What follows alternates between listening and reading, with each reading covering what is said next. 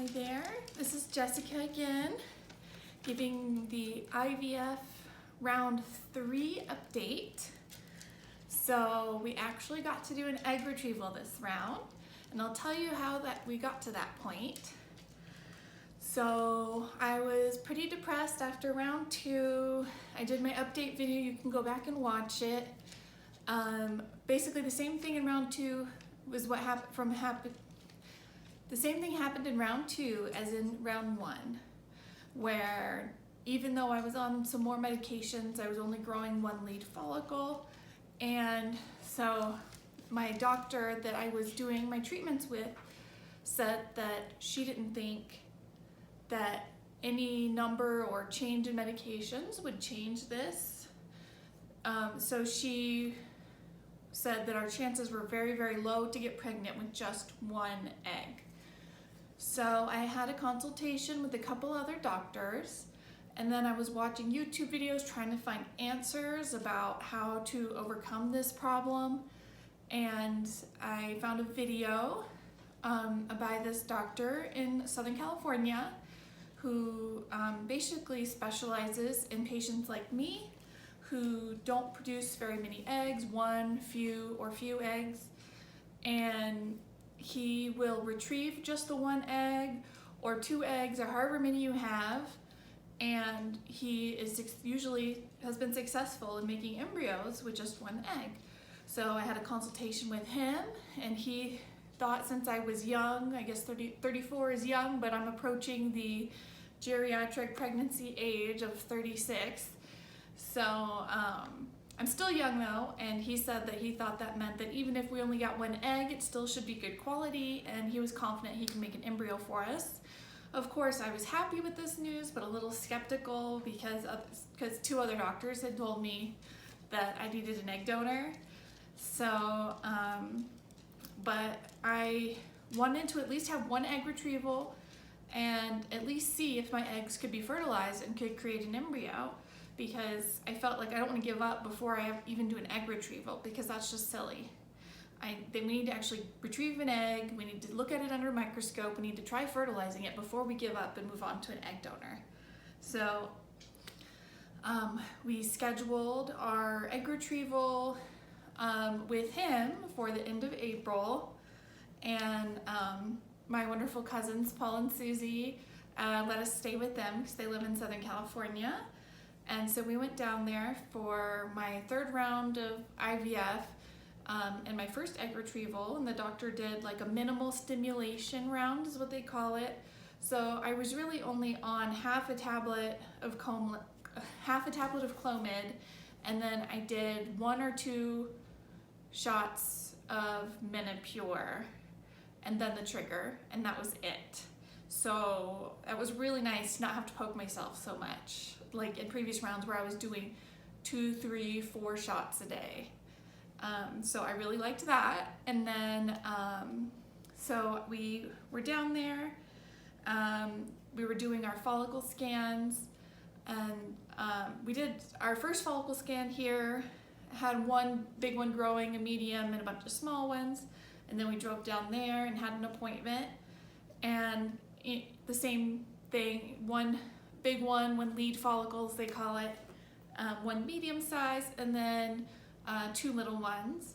So plan was to retrieve the 1 larger follicle, and so I got to do the trigger, and then I believe it was a Saturday morning, went in for my first egg retrieval. And he does egg retrievals a bit differently than other doctors. He offers the option, or even recommends, that you don't need general anesthesia, you don't need to go under, because it's such a short procedure, literally takes 5, maybe 10 minutes. So what he does is he prescribes a Norco and a Valium, and so Norco for pain, Valium to help you relax, and that takes care of it.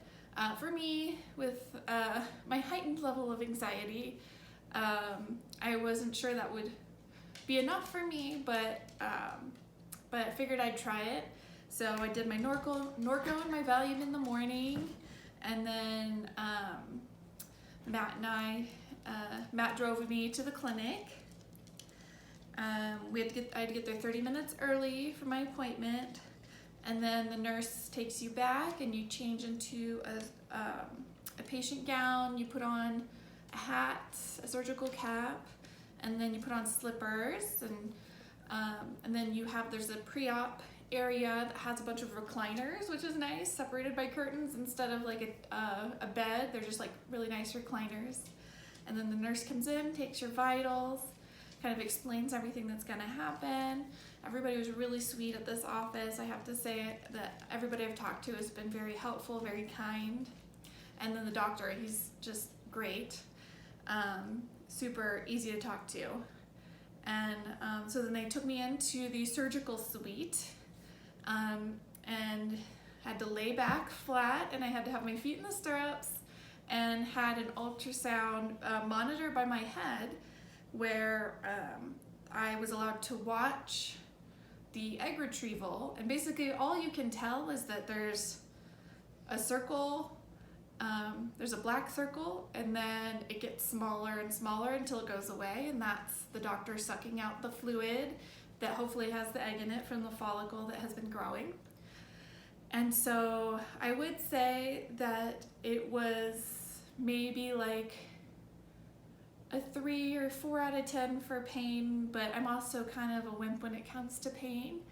But it was tolerable, but I got to the point where I was ready for it to be over, and then it was over. So it happened super quick.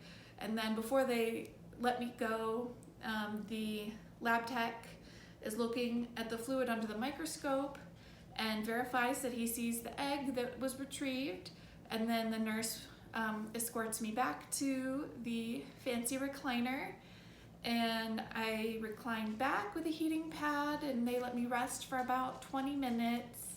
Nurse rechecked my vitals, gave me my post-op instructions, which are, take ibuprofen or Tylenol as needed for pain, but I really didn't have much pain afterwards. And that supposed to be on pelvic rest, which means nothing in. And to your point, they have tried multiple things, whether they're genuine tries or not. Which means, so I was put on pelvic rest, which means no soaking in tubs or baths. Or no putting anything in the vagina, no putting anything in the vagina, because you have to let the wound area heal, because they do the egg retrieval through the vaginal wall into the ovary. So the wound is just inside the vagina, so it has to heal, but it really wasn't, afterwards I didn't have much pain, maybe mild discomfort the day of. And then it healed very well. I didn't notice any issues, no bleeding, anything like that. So it was actually pretty interesting, and it was kind of neat to be awake, to be able to see what's going on and see what's happening. Obviously, if you're somebody that doesn't want to watch, you don't have to. That's an option. But they did retrieve 1 egg, and they said, after I go home, they were gonna fertilize it that same day. And then they would let me know on Monday, because this was Saturday, if it was successfully fertilized. And then we would hear back from them anytime between day 5 and day 7 after fertilization to let us know if it grew into an embryo. So we drove back to California and waiting to hear if my egg could make an embryo was a little bit stressful, but I was excited and hopeful. So Monday came around, and I believe I was at home because I wasn't working that day. Matt was out, I think he was at work or on a bike ride, and I got a little text that said I had a message in my portal for the clinic, and which would be an update on her embryo. And so I waited for Matt to get home so that we could open it together, because I was super nervous. And I opened it, and it said that my egg had been successfully fertilized, and that we would hear back from them and from between day 5 and day 7. So that was like hurdle number 1, check it off. We did it. It was super exciting. Now praying and praying and praying, it grows and grows into an embryo. And I was expecting to hear back by like Saturday. I was thinking, you know, it might take a little extra time. And I actually heard back on Thursday, which was day 5, because you can hear back between day 5 and day 7 because some embryos get to where they need to be by day 5. Sometimes it takes 6 days, sometimes it takes 7. And it doesn't really matter how long it takes. But I was at work and I got the message that I had a message in my portal, and so I was like, I can't open it by myself because if it's bad news, I'll be devastated. I need to have Matt there. So I opened it when I got home and when I had Matt sitting with me, and I read the report, and it starts out, Miss Graven, congratulations. You have successfully made an embryo and it's been biopsied and frozen here in the lab. And I was so excited. Oh, so excited. We have our miracle embryo. So excited. And they do like an embryo grading to tell like the quality just by visual features. And ours rated 4AA, which is about as good as it gets. So it was a top quality embryo. I was super excited. And so then it was biopsied.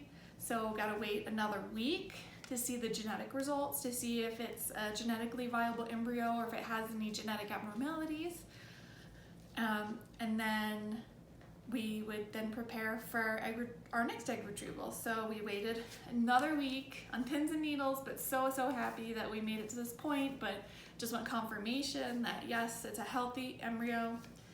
And we got a week later, got another message, opened it with Matt, and the report, they sent like the full lab report, and the report said everything was chromosomally normal. So I had a normal embryo. It said whether it was a male or a female, but we're not telling at this point what our embryos are, but that's super exciting that we had a healthy embryo in the freezer. Miracle, miracle. We paid for a package of 2 rounds of IVF with this doctor because I assumed we would need to hopefully at least get 2 embryos was my goal. So decided to take a break though. We had other things going on until our next trip. So that is IVF round 3. We're successful. Our first egg retrieval, and 1 egg created 1 healthy embryo.